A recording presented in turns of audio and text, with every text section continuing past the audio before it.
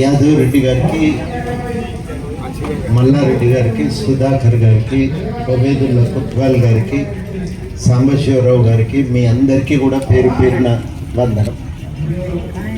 చాలా రోజుల తర్వాత శాంతి కోసం ఒక సభ జరిగితే నాకు కూడా కొంచెం విచిత్రంగా అనిపిస్తుంది.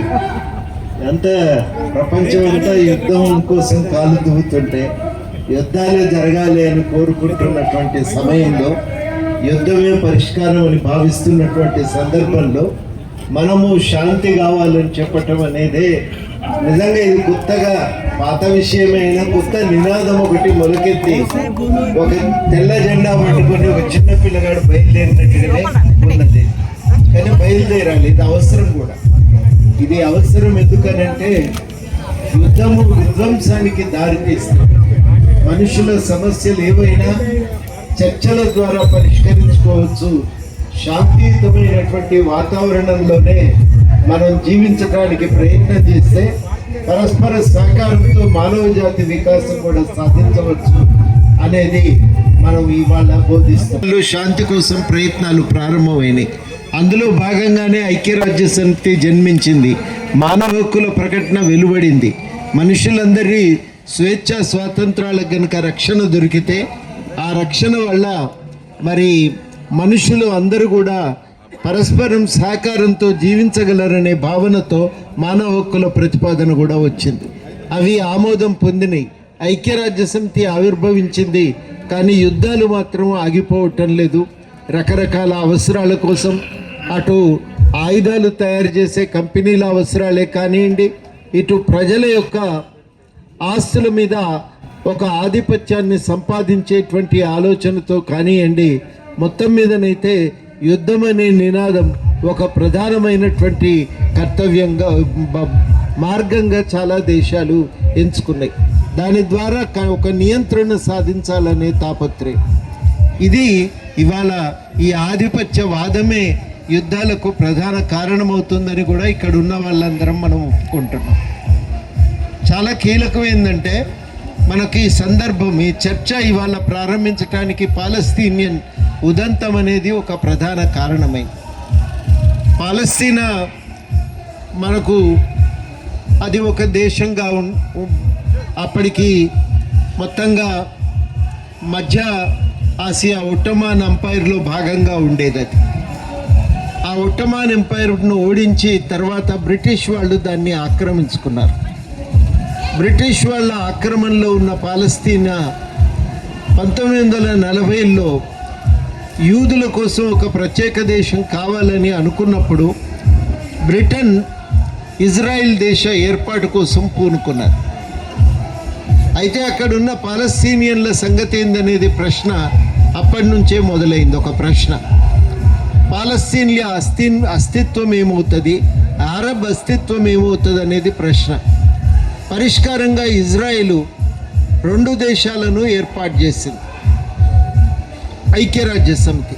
ఇజ్రాయెల్ని ఇటు గాజా, జోర్డాన్, వెస్ట్ బ్యాంకులను కలిపి ఒక పాలస్తీనియాను ఏర్పాటు చేసింది. విచిత్రం ఏంటంటే ఇజ్రాయెల్ దేశం ఏర్పడ్డది కానీ పాలస్తీనా దేశం ఏర్పడలేదు. పాలస్తీనియన్లు కాందిశీకుల్లాగానే బతుకుతున్నారు. ఒక భాగము ఈజిప్టు, మరొక భాగం జోర్డాను ఆక్రమించుకున్నాయి. అటు తర్వాత పాలస్తీనియన్ల అస్తిత్వాన్ని గుర్తించటానికి, స్వయం నిర్ణయాధికారాన్ని గుర్తించటానికి అనేక యుద్ధాలు జరిగినాయి. అప్పుడు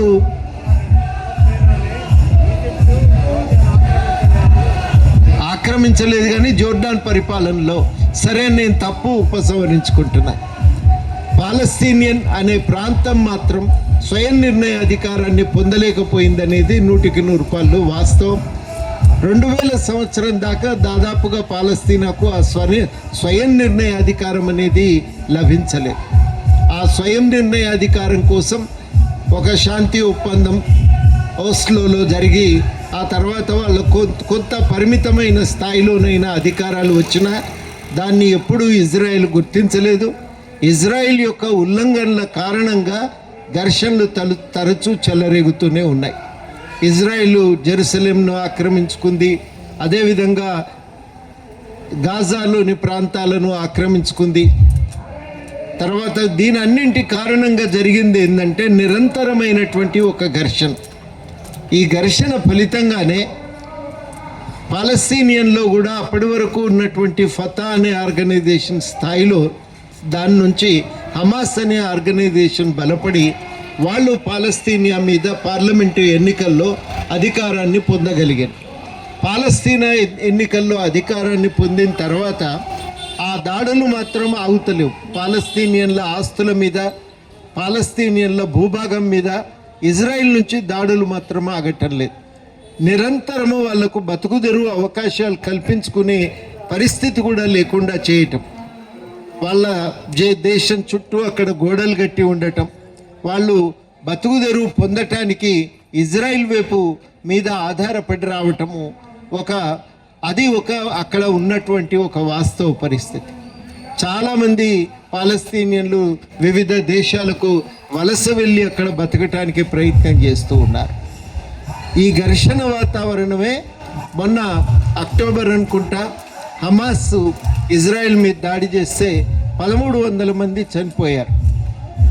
ఆ దాడి ఎంత దానికి ప్రచారం దొరికిందో, వాస్తవానికి అంతకుముందు జెరూసలేంలో ఉన్నటువంటి పాలస్తీనియన్ల అరబ్ సెటిల్మెంట్ల మీద జరుగుతున్నటువంటి దాడి మీద ఎవరు కూడా దృష్టి పెట్టలేదు. ఆ దాడిని పత్రికల్లో అంతే సీరియస్గా ఎత్తి చూపేటువంటి ప్రయత్నం కూడా జరగలేదు. ఇది ఒక వాస్తవం.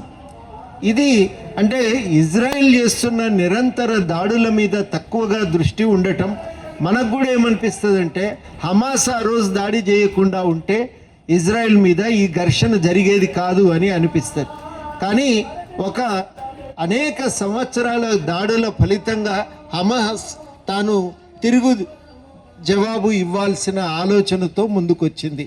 అది అప్పటికి పాలస్తీనియాలో ఏర్పడుతున్నటువంటి ఒక మానసిక స్థితి. ఈ స్థితిలో జరిగిన దాడి 1300 మంది చనిపోయారు. కానీ ప్రతిగా ఇజ్రాయిలు చేసినటువంటి దాడి ఏదైతుందో అమానుషమైన దుర్మార్గమైనటువంటి దాడి 34,000 మంది పాలస్తీనియన్ల చావులకు అది కారణమైంది, మరణాలకు కారణమైంది. ఆసుపత్రులను వదిలిపెట్టలే, పిల్లలని కూడా చూడలేదు, స్కూళ్ళ మీద కూడా దాడులు చేసింది. దాదాపు ఒక కార్పెట్ అమెరికా వియత్నాంలో చేసిన కార్పెట్ బాంబింగ్ లాంటిదే ఇవాళ కార్పెట్ బాంబింగ్ కొనసాగుతూ ఉన్నది.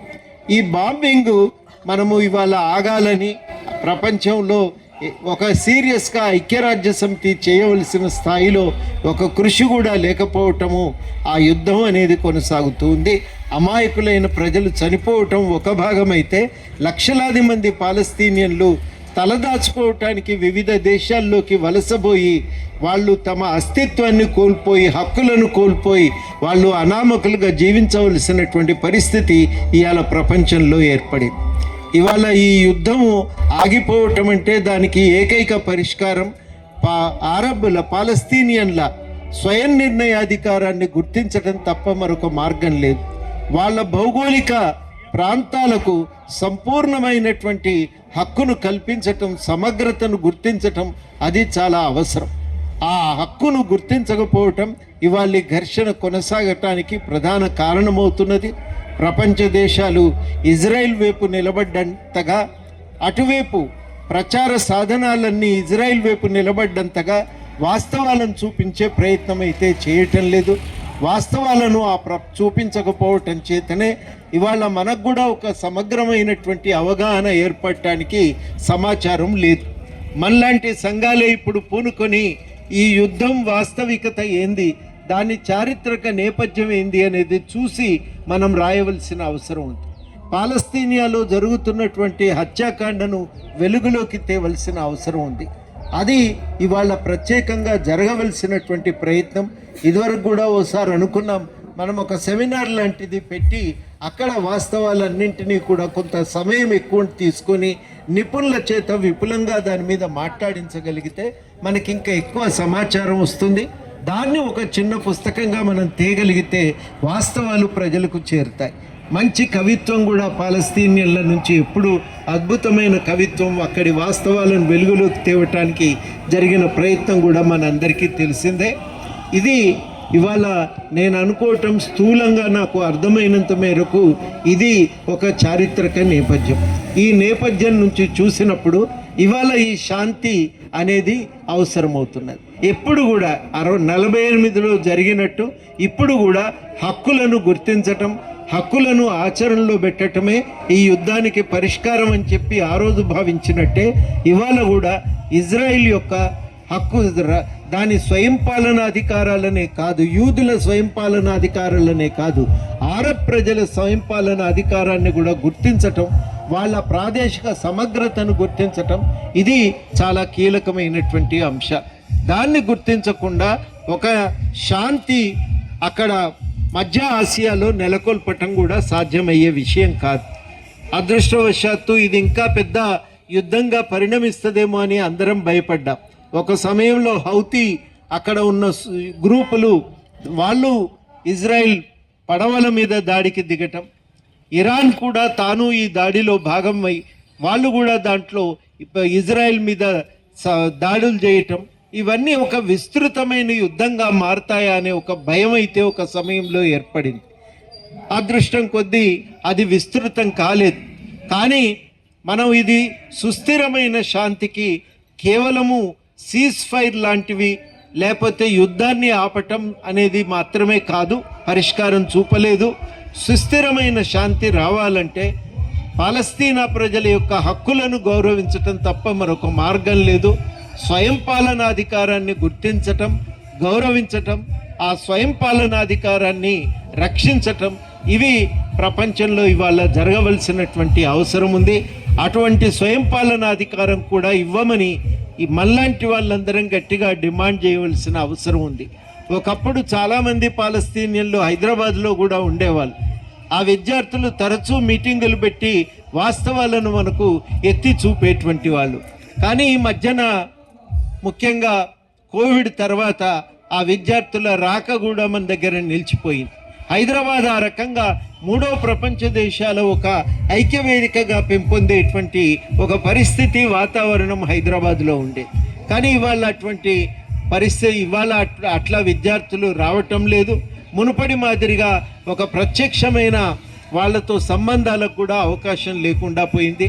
ఇవాళ ఈ నేపథ్యంలో నేను అనుకోవటము, అక్కడి నుంచి కూడా మనకు తెలిసిన ప్రతినిధులు ఉంటే వాళ్ళు కూడా ఇక్కడికి వచ్చి ఈ విషయాలను మనకు మరింత విపులంగా చెప్పగలిగితే ఇంకా చాలా బాగుంటుంది.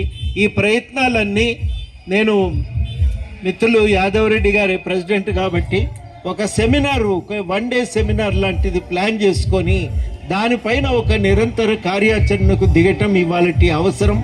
ఎందుకంటే మధ్య ఆసియాలో శాంతి భారతదేశానికి ఉన్నంత అవసరం మరే దేశానికి లేదు.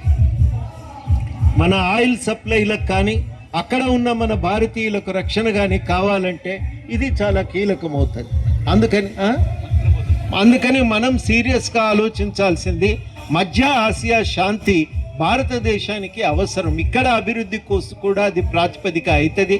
అందుకని మనం అందరం కూడా మధ్య ఆసియాలోనే సుస్థిర శాంతికి ఈ ఇజ్రాయిల్ పాలస్తీనా ఒక హక్కు గుర్తింపే ప్రాతిపదిక కాగలుగుతుంది అనేటువంటి విషయాలను మనం ఎత్తి చూపుతూ ఆ ప్రయత్నాన్ని ముందుకు తీసుకుపోగలిగితే బాగుంటుంది. తప్పకుండా ఈ కృషిలో నేను కానీ మా సంస్థ కానీ భాగంగా ఉంటుందని మీ అందరికీ ఈ సందర్భంగా హామీ ఇస్తూ ఈ కార్యక్రమం నిర్వహించినటువంటి ఈ శాంతి కమిటీ వారిని కూడా నేను ఈ సందర్భంగా అభినందిస్తూ సెలవు.